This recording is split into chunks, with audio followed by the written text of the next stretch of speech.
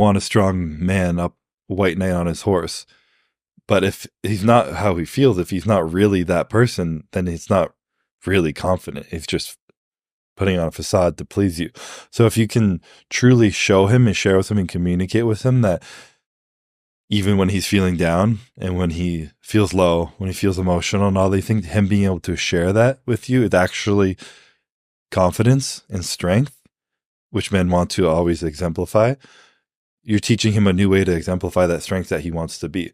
And even if it's only within the confines of you two, no one else needs to know about it. But you tell him, like, when you share it with me, that you feel like shit, that you're emotional, that you hate yourself, that you don't think you can do this, when you share that with me, I think you're strong. Like, I think you're capable, and I think you're strong just for sharing that. Not because I know you can overcome it, but just for saying that out loud, that's strength.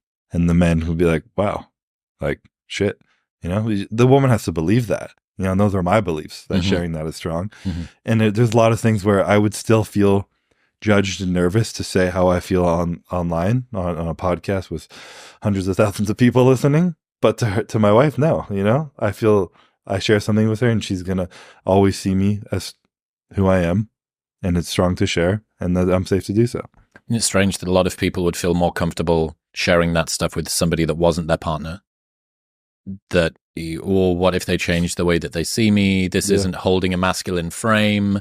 This isn't being the protector, provider, dominant alpha that I'm supposed to be or need to be in order to be able to keep her attraction triggers or whatever it is going. Yeah.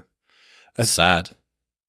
It is sad, and it's everything's in moderation and balance in this life, you know? You can't be a puddle on the floor 24 hours a day. You can't be a puddle on the floor 24 hours a day, you know? There's where are your weaknesses? Are you always a strong masculine person you can't show it, or are you always a puddle on the floor and you need to work on being more masculine? So one way or the other, you got to find that balance, and everyone's on a different end of the spectrum, and everyone's partner will want a different spectrum. And then you just got to find the person that fits in there. And obviously, over the years now, I've proven to Courtney that in those moments where I've broken down and feel like I'm worthless and can't do something, I've risen up and done it. And I've always shown up I've always stepped up to the plate. I've always been what she needed. I've always done what I needed to do. And I've proven to her that no matter how crumbled I feel in the moment, I've still become a better man and grown. Whether or not I've accomplished what I've wanted, I've still grown and been a better man and shown up for her where and when I could. So she has the trust in me now. Whatever weakness I show her, there will be strength too, you know? If my life was a movie and someone were to watch it, I hope they'd be inspired to take risks, not just risks to achieve success, but embrace feeling, both pride and shame, fear and excitement. Personally, I want to experience as much life as possible, and that only happens when you embrace the highs and the lows.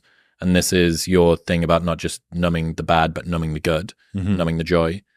Just revisit that for me, because I think a lot of people feel like if 0 to 100 is the range of human experience, they kind of sit in 40 to 60. Yeah.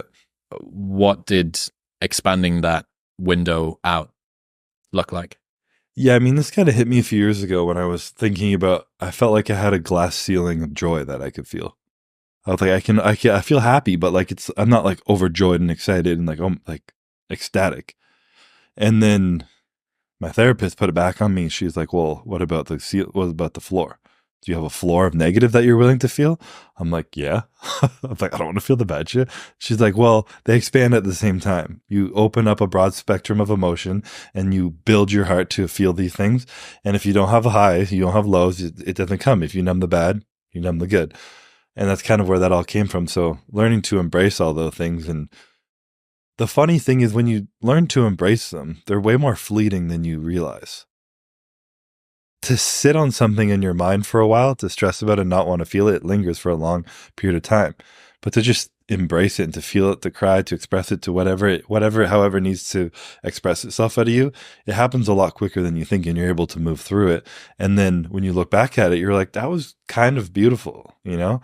Like, people love watching sad movies and crying sometimes, and you're sad in the movie, and you're like, fuck, that was really sad. But you go back and you watch another sad movie. You know, we like feeling things. We enjoy emotion. It's the human experience is highs and lows. There is no high without lows. And I think just being able to accept that there's inevitably going to be shit times in your life, and the more you can lean into them and feel them, the more you can lean into feeling to the high ones as well. And it's just part of the journey. It's interesting. Personally, I want to experience as much life as possible. I think when people think about experiencing lots of life, it's adventures and it's travel and so on. But the range of human experience you can have, regardless of what circumstance you're in, regardless of the situation or the flight or the destination or whatever, a lot of that is capped just by our preparedness to feel different things. Yeah. And there's an awful lot of adventure kind of to be had just by opening yourself up to different experiences. I often think about how many people sort of go through life just within that 40 to 60% range for sure of emotions. Yeah. And you think, oh my God, you had this unique machinery up there in your head for 60, 70, 80, 90 years. And you got to explore like this one square of it over and over and over and over and over again. Yeah. And why are we told that sadness is bad? Why does fear and sadness have to be a negative emotion? I was thinking about it the other day, and I have no idea. But what if you were to raise someone and somehow not connecting the concept of bad, negative to sadness and fear and anxiety and all these things, then it just being like, it's just an emotion. It's just an emotion. There's not good emotions. There's no bad emotions. They're just feeling. I wonder if you could raise someone to have that belief in them, what it would be like. Because the reality is, it's true. There are no bad emotions. Everything has a purpose and why it comes up, and it helps process events in our life. Something happens that we don't know how to process. We have feelings and emotions around it, and then thoughts come afterwards. It's just how our brains operate. Again, it's not the fear or the shame. It's the guilt about the fear. Yeah. And it's the agitation about the guilt about the fear. Because somewhere we've been taught that we should have guilt and fear and shame about the shame and guilt and fear. Where does it come from? I don't know, man. I think, a lot of the time we don't feel comfortable to open up about that stuff. We are ashamed. I think shame is a really big driver. Shame and fear are two sort of fundamental drivers to a lot of bad emotions. I'm worried about what will happen if I allow myself to feel this thing. There's the fear.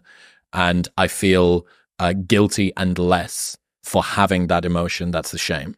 Those, to me, at least personally, are massive drivers for that. I don't want to appear weak or vulnerable or incompetent or not in mastery. I don't want to risk this. Maybe this is the real me. Maybe this version of me that doesn't have it all together. Like, oh my God, should you not have it all together? Are you not supposed to be someone that's, that is a big driver, I think, for a lot of people. And have you found it more difficult as your success and popularity and eyes on you have grown? Have you found that more difficult? That battling with that shame of how you need to be and whatnot? I think so, yeah. It waxes and wanes. There's periods where it's better and periods where it's worse.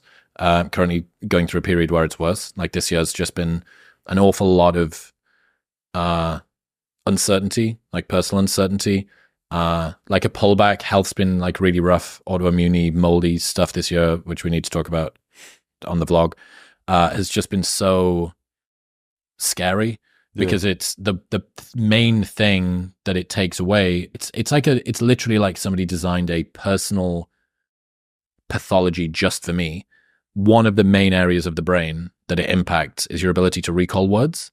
It's like, that's my only fucking job. My only job. That's what's affecting you right now, you're saying? Yeah, all the time. So my only job is to recall words when I'm either writing or speaking. And I forget people's names. Like misremembering people's names all the time, trying to find a word and having to substitute it for something else, which wasn't the thing that I meant. It's so annoying. It's so frustrating. And that has sort of pushed me very quickly into a place of fear, which is, oh my God, like, what if this is the way that you're going to be forever? The only reason that people liked you is because you were able to say these things. The competence is being taken away. In that, it cuts at the very epicenter of what I presumed and assumed that my value was to be able to offer the world.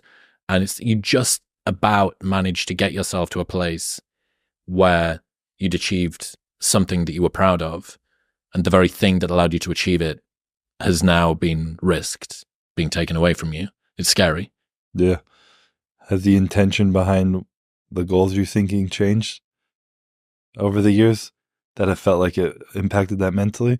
Does it feel like your path doesn't line up with your like authentic goals nearly as much? No, I don't think so. You know, the reason that I started the show originally was I didn't understand myself, and I hoped that